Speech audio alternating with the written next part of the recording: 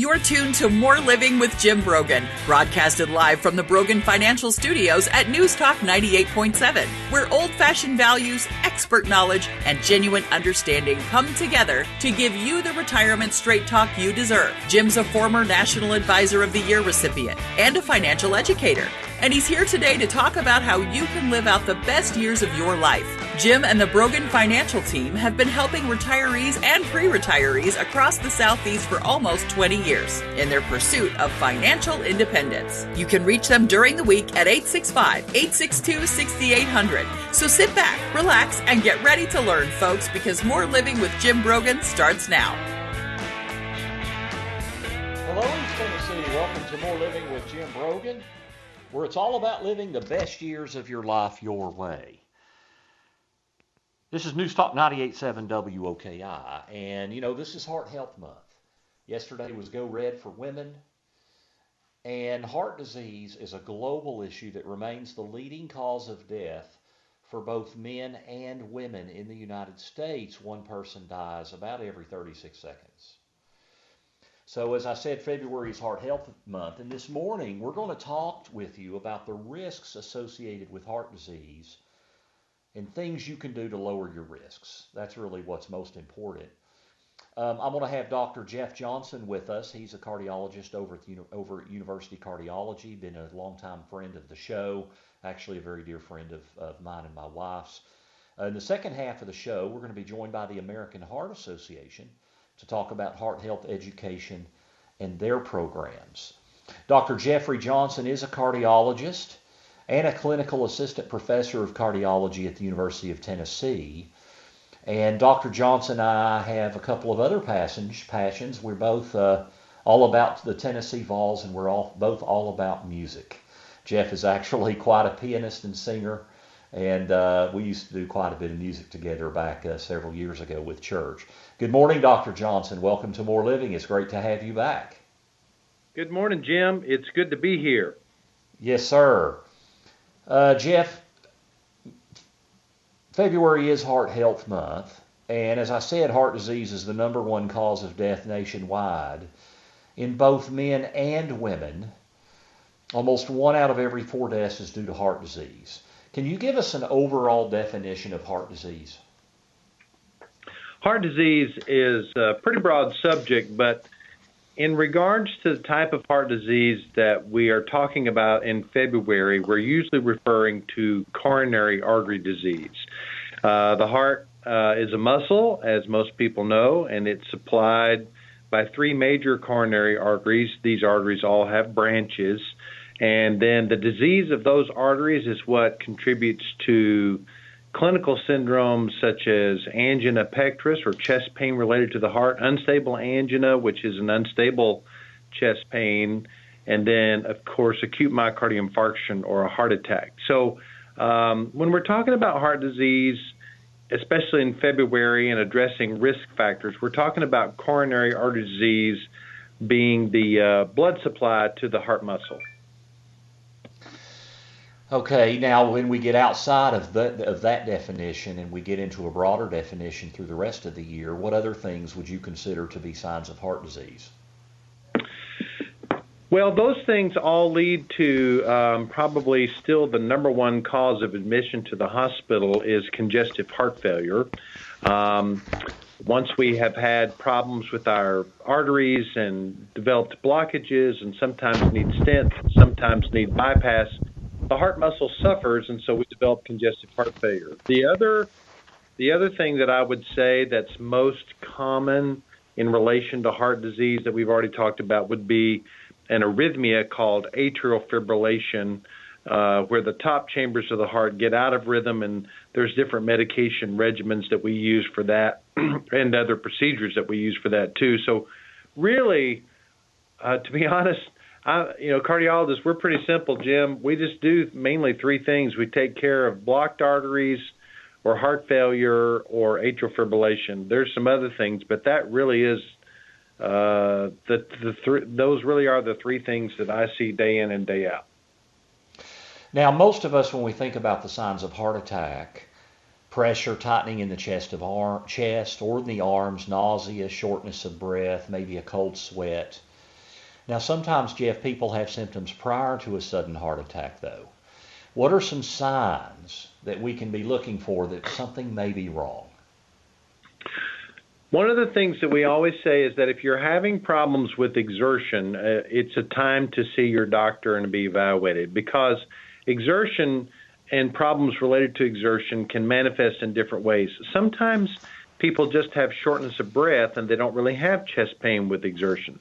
Sometimes people have what we call exertional fatigue. In other words, I used to be able to walk the perimeter of my neighborhood twice every day, and now about halfway through the first lap, I've got to stop because I'm just given out.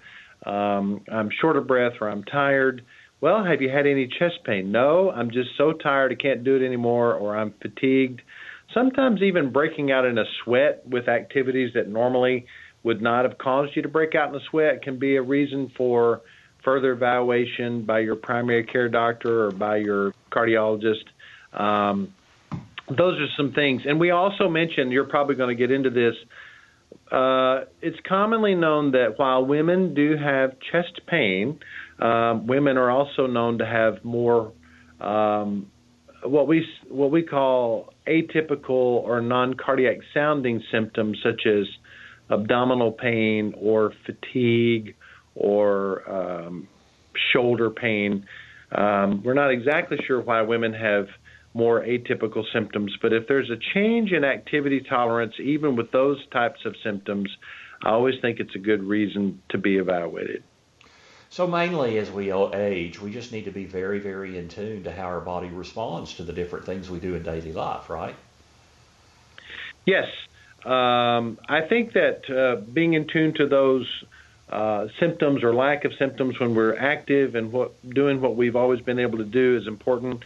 And I'm sure you're going to get into this too, but addressing your risk factors, which are the causes of coronary heart disease and then all those other things that we mentioned, that's what every person can do to be vigilant about their heart health, and that's what we're focused on, especially in February. Yeah, so let's dive into causal factors. So, you know, there's lifestyle factors, and then there could be genetic factors. Would you say lifestyle factors is overwhelmingly the major cause of heart disease? Yes, absolutely. And I guess the things, you know, when we talk about, you know, our weight, our diet, smoking, what would jump to the forefront of the top 2 or 3 lifestyle things that can really increase our risk for heart disease? I think the number one thing that can be addressed is smoking. And I understand, I'm very sympathetic with patients who have a long history of tobacco use. I always tell them the story about my dear late mother who smoked until I was 12 or 13 years old. And looking back on it, she really was addicted to the tobacco, because when she made the decision to try to change, I remember her going through what we would call withdrawal, shaking, crying, praying to God to help her break the habit and to take away the desire for the tobacco. I mean, she really went through withdrawal because she had smoked a long period of time. And then finally, thankfully, she was able to completely quit and became what I call a non-smoker. She didn't like to be around it. It bothered her to smell it. She really became a typical non-smoker. But I'm sympathetic when I tell people, I know it's not an easy thing to do, but that is the number one thing that can be done to reduce the risk of heart disease. The second thing that I would just say real quick would be, if one is overweight and or sedentary, you didn't become that way overnight, but you can start today to at least make small changes. I say to people, I'm sure you'd love to lose 40, 50, 60 pounds. Let's start with 5 and then reassess things in 2 or 3 months, because small changes over time lead to big results. And so I would say stopping smoking, losing 5 to 10 pounds, at least as a start, and then at least beginning walking if your healthcare provider thinks that you're safe enough to do that. Those 3 things are things that anybody can do today, Saturday, February 5th. Now, before we leave the smoking, Jeff, I have to ask you, you know that I love the occasional cigar. How does an occasional cigar play into that? I know you're going to say ideally I wouldn't do that. What would be your thought on that? I mean, I think I would ideally say that just because we have to say that. But we always say anything in moderation or occasion certainly is not, quote unquote, going to kill you. I mean, I would say the same thing about a big bowl of ice cream. I would say if you ate a big bowl of ice cream 2 or 3 times a day, every single day, that is tragically, horribly bad for your health. If a couple of times a week you want to treat yourself to a dessert, I don't think that that's life-threatening at all. And I would say the same thing about the occasional cigar. We get asked, of course, about alcohol. And so I'm a firm believer in balance in life. I do believe that excess, even of a good thing, is sometimes harmful and something that we should be mindful of. Now, I'll tell you what, Jeff, we're going to get to our first break. When we come back, I want to talk a little bit about daily activity, and then I also want to dive into the effects of COVID-19 on the heart and heart disease. So we're visiting with Dr. Jeffrey Johnson. He is cardiologist over at University Cardiology. It is Heart Health Month, so stay with us. You're listening to More Living with Jim Brogan right here on News Talk 98.7 WOKI. Welcome back to News Talk 98.7's Brogan Financial Studios, where Jim Brogan is coming to you live with important news and advice to help you achieve your dream retirement. Get ready to learn and live. Here's your host, Jim Brogan. Welcome back to More Living here on News Talk 98.7 WOKI. I'm your host, Jim Brogan. We're visiting this morning with Dr. Jeff Johnson. He's over at University Cardiology. Over at the University of Tennessee Hospital, and he's been a great friend of the show for years, and he's great at kind of breaking things down and talking in plain English. And Dr. Johnson, let's get into the daily activity thing. You mentioned walking. We know that lack of daily activity, living a sedentary lifestyle, causes potentially a lot of issues: high blood pressure, type 2 diabetes, coronary artery disease, obesity are just a few. Now, you're an avid runner, but I know that's not for everyone. So you mentioned walking. What are some other things you would encourage or ways you would encourage our listeners to just get up and start being a little bit active? And I also want you, we've talked over the years about cumulative exercise and what that means over the course of a day. So can you just kind of walk us through how somebody can start to become more active? Absolutely. And I'll start with this part first. I love that you mentioned the cumulative exercise. Cumulative exercise is your progressive amount of activity that you're doing during the day.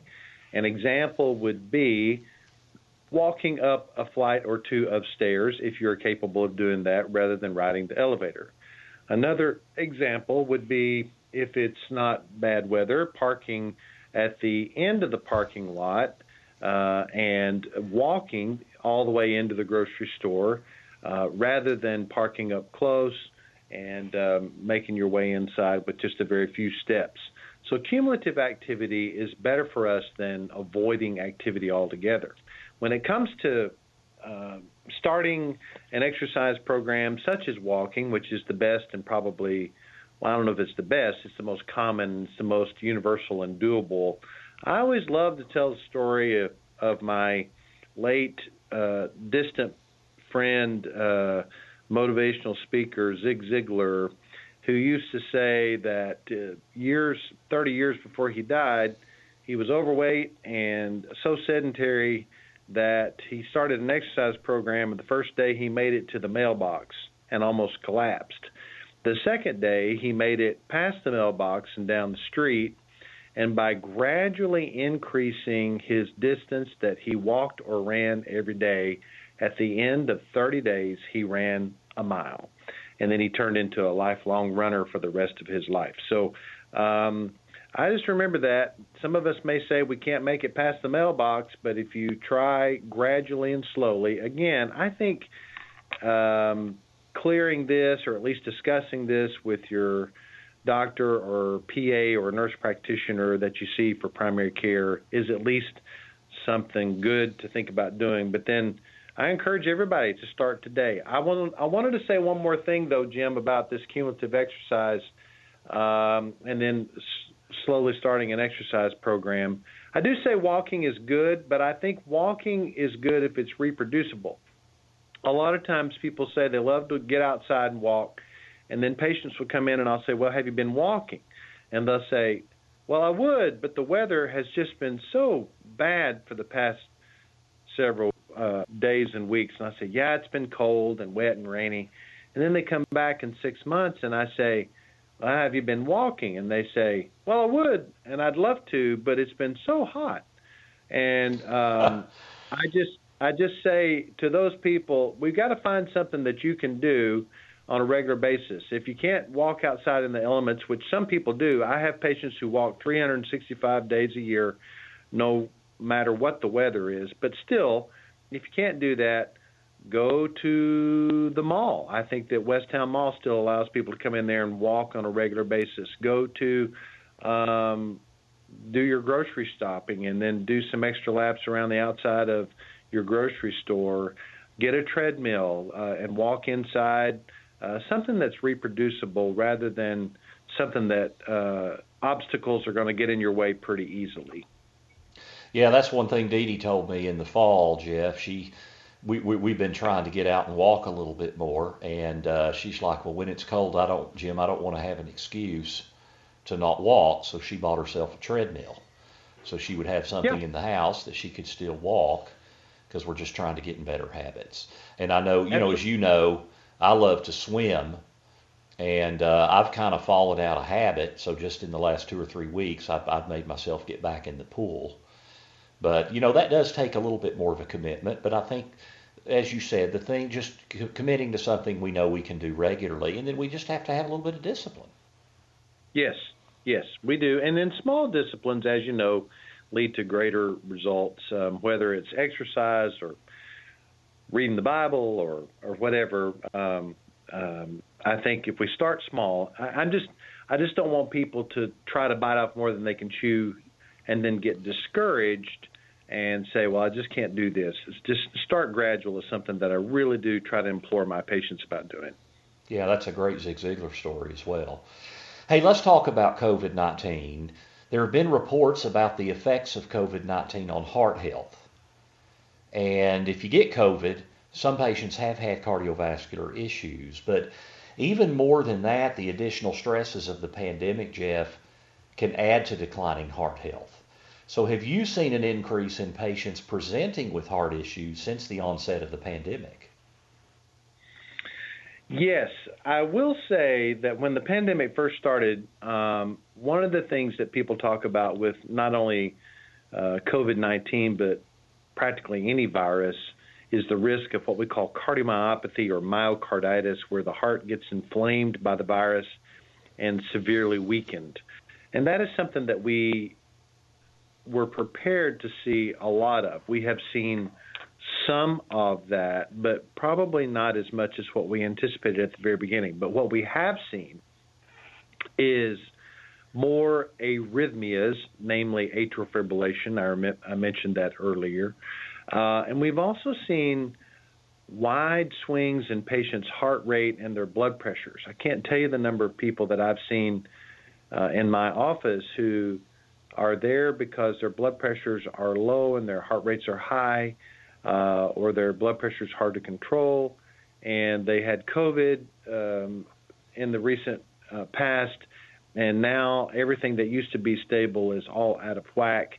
And I don't want to get too deep in the weeds about why that potentially could happen, but we've seen much more of that. And then again, back to the atrial fibrillation thing, if you come in the hospital or even get close enough to sick enough to come in the hospital with pneumonia, for example, that puts enough strain on the heart that atrial fibrillation is much more common. We see more atrial fibrillation now than we saw prior to the pandemic, just because of the strain that a systemic illness can put on the heart. See much more of that.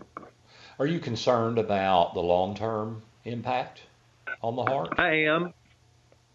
I think that there's probably things that we don't know yet that may manifest somewhere down the road.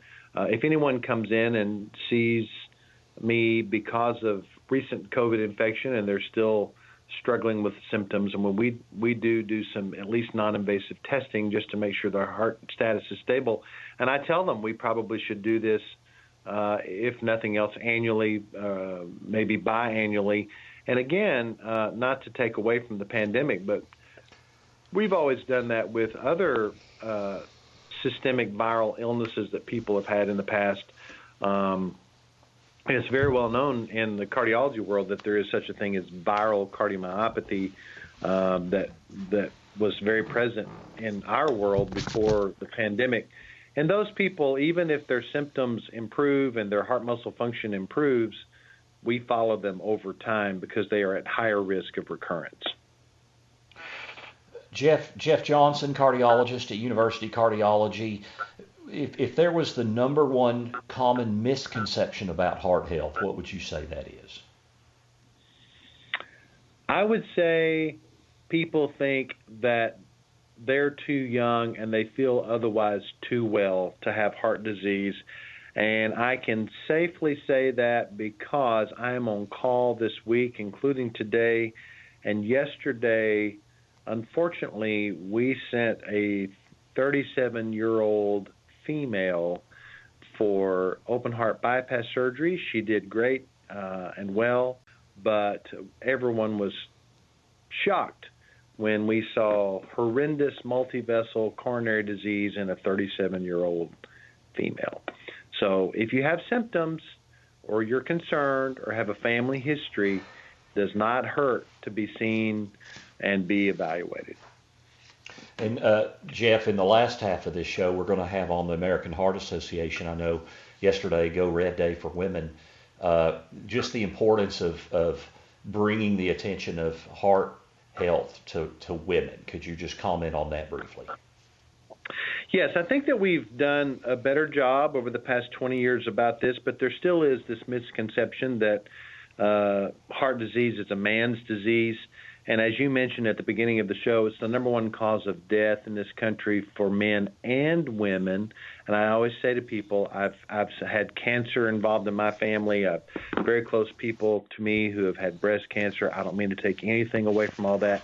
And all of the work that is done by the American Cancer Society, I have supported for years in regards to that. But women die more commonly of heart disease, not of breast cancer.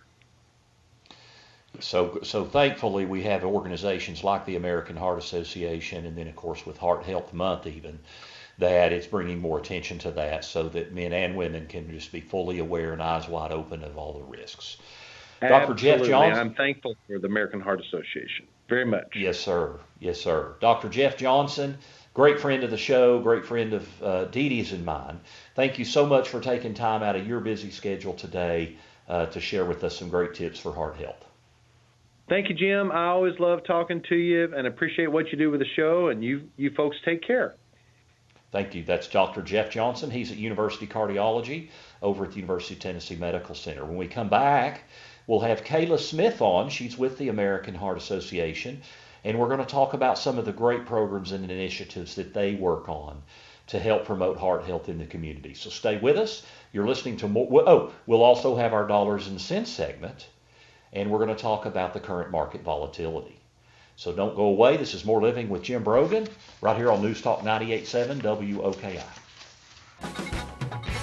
Welcome back to News Talk 98.7's Brogan Financial Studios, where Jim Brogan is coming to you live with important news and advice to help you achieve your dream retirement. Get ready to learn and live. Here's your host, Jim Brogan. Welcome back to More Living with Jim Brogan, where it's all about living the best years of your life your way. We're on every Saturday from 9 to 10 a.m. and again from 3 to 4 p.m. You can also catch all of our shows, our podcast on our website, This show on heart health will be podcast. We'll have it up Tuesday afternoon. Go to broganfinancial.com and click on radio. We're talking about heart health, and in a moment we're going to have on Kayla Smith. She is with the American Heart Association, and we're going to talk about all the great programs and initiatives that they're doing to increase awareness in East Tennessee. However, before we do get back to Kayla Smith, it is time for Dollars and Cents. Want to be sure you are getting the most out of your retirement? For all the years of your retirement? That's the primary goal of More Living with Jim Brogan and our Dollars and Cents segment, where we provide you with an important financial tip that will help positively impact the quality of your life in retirement. And now, here's Jim with this week's Dollars and Cents tip. Stocks have just had their worst month since March of 2020, so almost 2 years. You know, we saw market highs in 2021. Now we're seeing increased volatility. It's impossible to predict the future, especially in the short term. But you can prepare for market volatility. Now, the benchmark S&P 500 in January did briefly fall into correction territory, which means it went down more than 10%. Now, it did rebound in the latter part of the month, but it was down almost 6% in January, which, as I said, it made it the worst month since March of 2020. We could see more volatility amid disappointing corporate earnings and the Federal Reserve's policy to tighten monetary supply, including increasing interest rates. And in January, 75% of stocks in the S&P 500 were down for the month, and over a third of the stocks in the S&P 500 are down more than 10% since the start of 2022. Now, timing the market is very hard, and I don't recommend trying to do it. I have said for a couple of months, I think that it's likely in 2022 we see increased volatility in the market because we have so much uncertainty with recovery from the pandemic. We have Federal Reserve policy. We have some people staying out of the workforce forever. We have a difficult labor market. We have inflation. There's just a lot of uncertainty. But you know what? It shouldn't surprise us when markets become choppy and volatile, because inevitably that's what stock markets do. The key here is to have a financial plan that dramatically reduces the impact of short-term volatility on your planning. That's what you want. There is going to be volatility. We're going to have corrections. We're going to have bear markets, but we're also going to have market booms. I believe fundamentally we don't know when those things are going to happen before they happen, but we know they're going to happen. And in the long haul, that's your best way to beat inflation. But you can reduce the impact of short-term volatility. And the two biggest ways to do that are with your income plan, having income you can draw that's not in the stock market in the short term, and then having greater diversification of your investments that are at risk so you don't lose as much when the markets are down. Now, that can be measured. You have to always balance risk and reward. Bottom line is having a plan that will reduce the impact of the inevitable volatility that we see in the stock market. That's our Dollars and Cents segment for this week. You can find this week's Dollars and Cents segment and others by visiting broganfinancial.com. You can follow us at broganfinancial.com. We've got a lot of resources there. If you click on the resources tab, we have a great new report out, 5 keys for successful planning in 2022. You can also, my next college class is at Pellissippi State Community College. This is adult education. If you're retired or getting close to retirement, it's on March the 3rd and the 10th. Thrive Financially in Retirement. 2 Thursday evenings at 6:30 p.m. Two 2-hour sessions. I cover 7 major topics. You can get a syllabus. Go to PellissippiRetirementPlanning.com, and you can also click to register. I've got more classes throughout the spring. You can get my entire class schedule at broganfinancial.com and click on classes. February is Heart Health Month. And our next guest is Kayla Smith. She's from the American Heart Association. She is the development director and works on some of their fantastic programs like Go Red for Women. Good morning, Kayla. Welcome to More Living. It's great to have you with us. Hey, Jim. Good morning. Thank you so much for inviting me to be on. It's a pleasure. It's great having you. We had Dr. Jeff Johnson on, cardiologist. He's over at University Cardiology for the first half. He's a big fan of the American Heart Association, as I am. Let's dive in here. I mentioned we all know this is Heart Health Month. Mm-hmm. Kayla, what is the primary mission of the American Heart Association? So our mission is to be a relentless force for a world of longer, healthier lives. So we're coming up on our 100-year anniversary, and for 100 years now, we've been fighting heart disease and stroke, striving to save and not only save lives, but also improve lives. That's a fantastic mission. I love the word relentless. I think that's a great word to have in your mission statement. I haven't heard charity. I mean, I'm a big fan of. There's several charities we like to support, and I've never heard the word relentless in their mission statement. I think that's awesome. We keep it. Go ahead, Kayla. I was going to say, we try to keep it really simple, but the fact, and I heard Jim touching on this, Dr. Johnson, and he said, cardiac disease, cardiovascular disease is the number one killer of all Americans, and it's the number one killer of everyone worldwide, which is staggering. So we definitely have our work cut out for us, but we've been making improvements, and we continue to fight this every single day through our work. Now, you work on the Go Red for Women campaign. What are some of the major reasons behind focusing on women's heart health? I mean, Dr. Johnson got a little bit into that, but from your perspective, talk to us about the importance of bringing the eye to women's heart health. Absolutely. So Go Red for Women came about in 2004, and really it was an awareness initiative. Women were not aware that their number one killer was cardiovascular disease.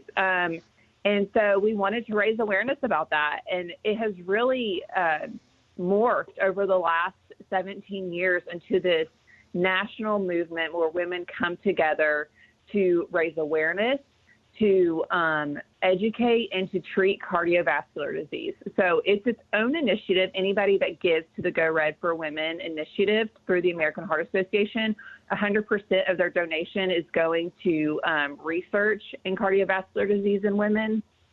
So that's how it came about. And, I like to tell people, if you think about 3 important women in your life, and one of them statistically is going to die of cardiovascular disease. So we say that even losing one woman to cardiovascular disease is too many. Yeah, that's a great word, and that's something that Dr. Johnson's been so good with us over the years at trying to bring attention to that. And the Go Red campaign has been so great for that, too. Now, let's talk a little bit about, Kayla. The American Heart Association stated that experts say the effects of COVID-19 are likely to influence cardiovascular health and mortality rates for many years, directly and as a result of increased lifestyle-related risks during and after the pandemic. Can you talk a little bit about this and how people can reverse these effects? Sure. So, I think that with the pandemic, people are obviously very tired, and it has really influenced people's behaviors over the last few years. And 1 in 5 people are reporting lower physical wellness. 1 in 3 people are reporting lower emotional wellness. People are stressed out. Even people who have had mild cases of COVID-19, it could still impact their heart and brain health. So that all plays a difference into your long-term cardiovascular health. If you're less physically active, then you're more likely to have cardiovascular disease. If you are more stressed out, we know stress is a huge factor in cardiovascular disease. So that's where you're going to continue to see the long-term effects of COVID-19, whether or not you had a serious or a mild case or no case at all. It still is influencing your health. So that's kind of, I heard you speak on American Heart Month, and that's really where American Heart Month comes into place. And we have a cool mission, or we have a cool focus this year. It's called Reclaim Your Rhythm. And it's where we are telling people, it is time to take back control of your physical health and your mental well-being. And we're using music as our inspiration. And so we want people to just create simple habits that give everyone their best chances at a longer and healthier life. And so if you go to the heart.org website, Reclaim Your Rhythm provides tips and tools to help you take back control of your health, get you going, and keep you on track through reducing stress, getting back into your active lifestyle, cooking healthy, taking care of your blood pressure, and then also learning hands-only CPR, which is such an important skill that every single person should know. Yeah, actually, that's interesting because we're talking about it at our company, Brogan Financial, for our clients. Once the things died down from Omicron, we're talking about doing a town hall on CPR. I think that's just a great skill for people to have. It's very important. And, it's something that it's truly anybody can learn it, and you never know when you're going to need it. I was at a diner eating a couple of weeks ago, and there was an older gentleman that, he just slumped over in his seat sitting right there, and nobody but me knew CPR in the entire diner, and it was packed. So thankfully I didn't have to use it. He came to, and he ended up being okay, but you just never know when you're going to be in that situation. Well, that's a great word. I have a friend that's he's a trainer, and he was just a couple of weeks ago. He was at an event where a guy got choked on his food and could not make any sound at all, and everybody else, there were a couple of tables of about 8 to 10 people each, and everybody just kind of was paralyzed by it. So my friend actually got up and was like, well, I guess I better do this. And so he got up, and he was able, it took him a little bit of time, but he was able to use the Heimlich maneuver to get the guy unchoked. And the guy afterwards was like, man, you saved my life. Yeah, which he obviously absolutely did. Everybody can learn it. There's so many resources online. If you just, Google hands-only CPR, we have a ton on our website as well. I do want to mention briefly, Kayla, on the lifestyle factors since COVID. So many of us have been more sedentary. We were sitting around our houses more, especially the year of it. I put on 15 or 20 pounds. And it's amazing.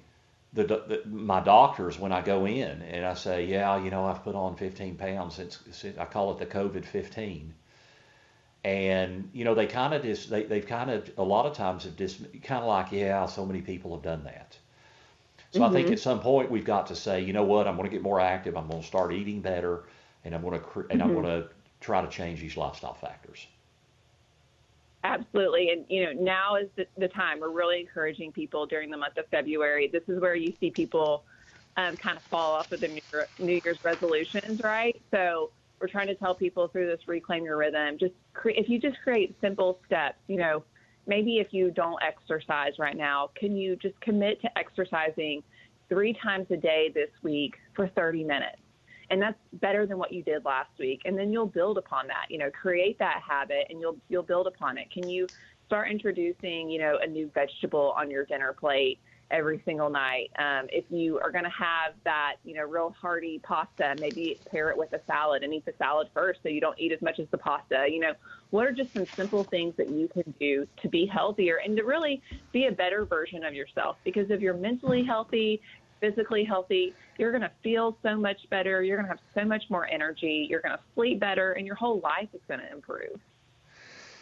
We're going to get to our last break. When we come back, we'll have more from Kayla Smith with the American Heart Association, including their new initiative on focusing on nutrition and food insecurity. So stay with us. This is More Living with Jim Brogan on News Talk 98.7 WOKI. Welcome back to News Talk 98.7's Brogan Financial Studios, where Jim Brogan is coming to you live with important news and advice to help you achieve your dream retirement. Get ready to learn and live. Here's your host, Jim Brogan. We're discussing heart health here on More Living. You can only hear us on News Talk 98.7 WOKI every Saturday, 9 to 10 a.m. and again at 3 to 4 p.m. We have Kayla Smith, who is with the American Heart Association. And Kayla, I mentioned before the break there, but the American Heart Association has a new initiative that is focusing on nutrition and food insecurity. Tell our listeners about this program. Yeah, so we really started getting into the community impact space here in Knoxville a couple of years ago because the American Heart Association realized that if we were really wanting to change people's habits, wanting people to live healthier lifestyles, we kind of had to create the root problem of some of the issues that we're having at home. And so we realized in Knoxville that, people were not food insecure, they were nutrition insecure. So nutrition insecure and food insecurity are very different. They didn't have access to healthy, nutritious foods because we have 15 food deserts in Knox County. And for anybody that doesn't know, a food desert is an area that has limited access to affordable and nutritious foods. So we decided to do a lot of work on nutrition security here in Knoxville.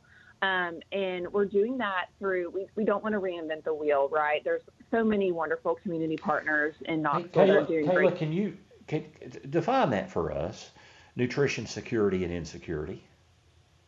Yeah, so nutrition security is people that have access to healthy, nutritious foods is nutrition security. But food security is people that just have access to food, period. So that might be like, McDonald's or fast foods or, some of the shelf-stable foods that you see that are really high in sodium, not always very healthy. Okay, so go ahead. I didn't mean to cut you off. That's a great question. And so we really try to go in and work with community partners that are doing great work and see what their needs are and fill in those gaps. So we're doing that right now by providing cold food storage. So we got a grant where we're able to give some of the food banks in Knoxville cold food storage so that a lot of them didn't have refrigerators. So they could hold those shelf-stable foods, but they couldn't have fresh vegetables and meats and dairy. So through providing refrigerators and freezers, they can now stock those items for people that come into their food pantry to grab and take home and cook with them. We learned at one food pantry that their number one item that they eat is Vienna sausages because it has the pop top and it's just really easy to go. So we're trying to just create simple solutions for people so that they can have access to healthier foods. Yeah, that's very, very important. Hey, Kayla, we only have about a minute or so left. How can someone get involved with the American Heart Association, either with their time to support the association or with their money? Yeah, so they can do so by going to our website, heart.org, or they can always email me. My email is kayla.smith@heart.org, and I can link them up with all of the resources that they need. That's fantastic. Kayla Smith with the American Heart Association, thank you so much for being with us and spending time out of your busy schedule to talk about the great initiatives of the American Heart Association. Thank you for having me, Jim. It's an honor to be here. It's great having you. That's Kayla Smith, American Heart Association. Also thanks to Dr. Jeffrey Johnson over at University Cardiology as he discussed heart health the first half of this hour. Such an important thing. Number one killer in America is cardiovascular disease for both men and women. Today we've discussed your health because greater health provides for more living so you can live the best years of your life your way. Check us out online for all the resources we have to help you with your retirement life at broganfinancial.com. You can also check our upcoming class schedule. My next is at Pellissippi State on March the 3rd and the 10th. Go to broganfinancial.com and click on classes. Thank you to Chris for engineering the board. Thank you to Jill producing the show. This is More Living with Jim Brogan, only on the News and Talk of East Tennessee, News Talk 98.7, WOKI. Have a very blessed weekend. The views expressed by Jim Brogan and his guests are not that of Cumulus Media. Any discussion of financial, legal, and tax planning strategies is not intended to be individualized advice and is general in nature. Always consult with your advisor for advice specific to your needs. This program's content does not represent a recommendation of any particular security, strategy, or investment by Jim Brogan or Brogan Financial Incorporated.